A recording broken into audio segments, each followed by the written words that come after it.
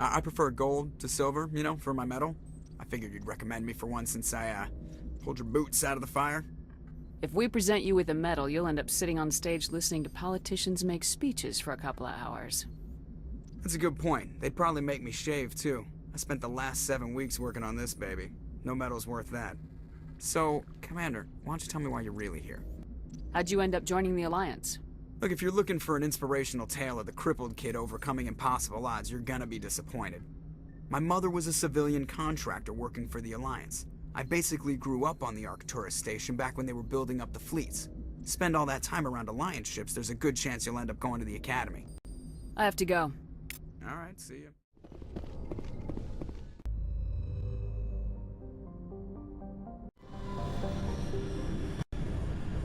Commander? What's your opinion of the last mission? Not sure I buy Dr. Tassoni's story about her and her mom not talking. They're family, right? I think she's being straight with us. Or at least I don't think she lies very often. Yeah, she's probably really bad at it. Too bad those ruins got destroyed. I mean, they lasted thousands of years. That's impressive. Do you have a few minutes to talk? One-on-one? Sure. I was hoping to get a minute of your time off the record. I keep an open door policy. If you have any concerns, lay them on me. All right. I know things are different aboard the Normandy, but I'm concerned about the aliens, Vicarian and Rex. With all due respect, Commander, should they have full access to the ship? They may not serve the Alliance, Chief, but they're allies. At least as far as Saren goes. This is the most advanced ship in the Alliance Navy. I don't think we should give them free rein to poke around the vital systems. Engines, sensors, weapons. You don't trust the Alliance's allies? I'm not sure I'd call the Council races allies. We, humanity, I mean, have to learn to rely on ourselves. Standing up for ourselves doesn't mean standing alone. I don't think we should turn down allies. I just think we shouldn't bet everything on them staying allies. As noble as the Council members seem now, if their backs are against the wall, they'll abandon us. You got a pessimistic view of the universe, Williams. A pessimist is what an optimist calls a realist. Look, if you're fighting a bear and the only way for you to survive is to sick your dog on it and run, you'll do it. As much as you love your dog, it isn't human. It's not racism, not really. Members of their species will always be more important to them than humans are. These seem like deeply held beliefs, Williams. What made you think this way? My family's defended the Alliance since it was founded.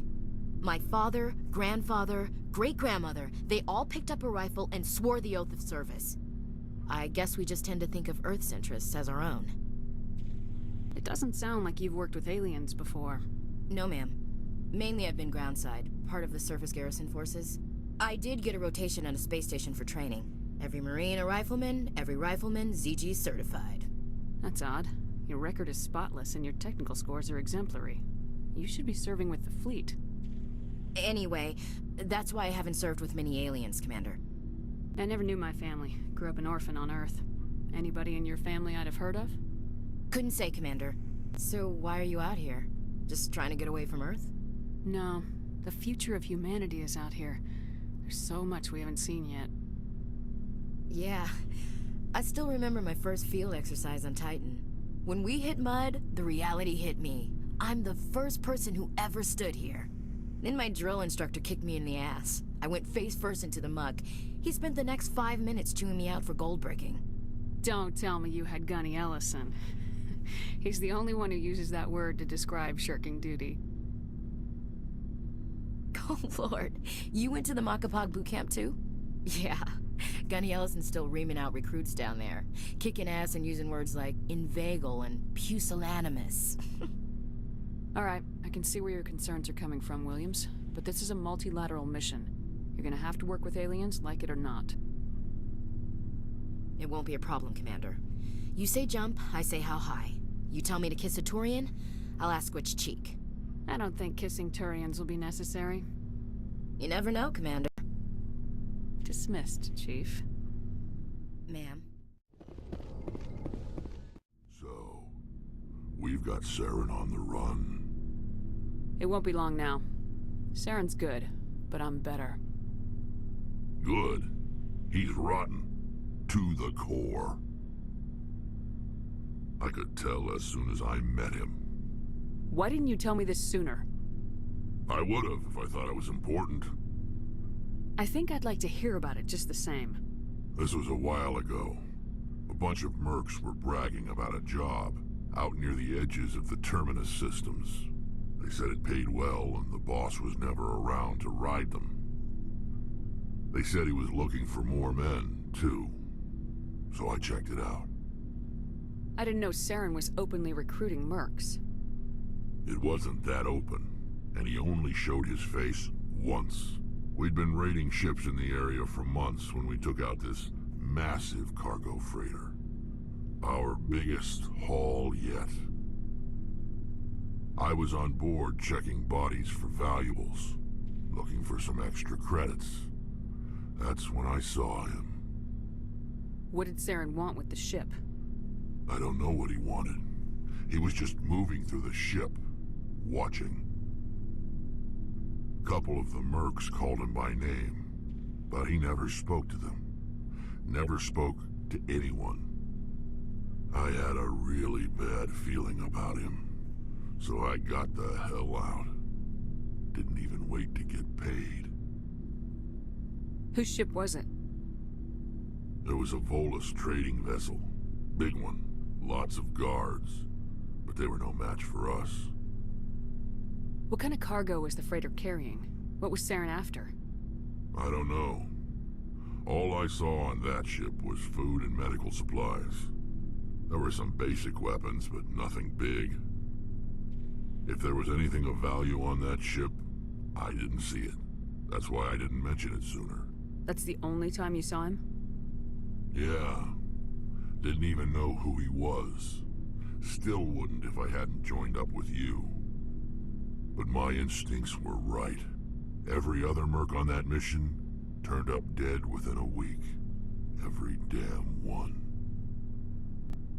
So long, Rex. Shepard. Oh, hello, Shepard. Are you okay? I don't know. Your ship is amazing, and your crew's been really great to me. Especially your chief engineer. But I just sort of feel out of place. The Normandy runs so smooth it feels like we're not even moving. And the engines are so quiet. How do you sleep at night?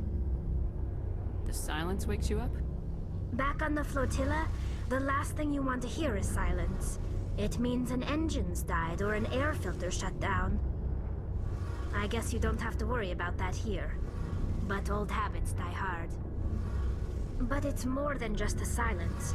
This ship feels so empty. It's like half the crew is missing. Back home, I couldn't wait to go on my pilgrimage. I couldn't wait to get away from the crowds. Now that I'm out here, I kind of miss them. Sometimes we don't appreciate what we have till it's gone. That's true. I'm starting to wonder if that's what the pilgrimage is really about. It's given me a whole new perspective on my people and our culture. You know, there's always a few who go on their pilgrimages and never return. I always assumed something bad happened to them. But maybe they just wanted a different life. You do plan to return to the migrant fleet, right? I could never abandon my people, Shepard. I will go back eventually. But we have to stop Saren first. Otherwise, I might not have a home to go back to. I should go. See you later. Commander, how are you? Why did you want to be a C-Sec officer in the first place? That's a good question. There were several reasons, I guess. Like what? Probably the same as most officers. I wanted to fight injustice, wanted to help people. I guess my father had something to do with it too. He was C-Sec, one of the best. I grew up hearing about his accomplishments or seeing his picture on the vids after a big arrest. He's taking my resignation pretty hard. That's tough. But you'd think he'd be impressed you're going after Saren. My father's a C-Sec man to the bone. Do things right or don't do them at all, he says. He thinks I'm being too rash, too impatient. He's worried I'll become just like Saren. He actually talked me out of becoming a Spectre when I was younger.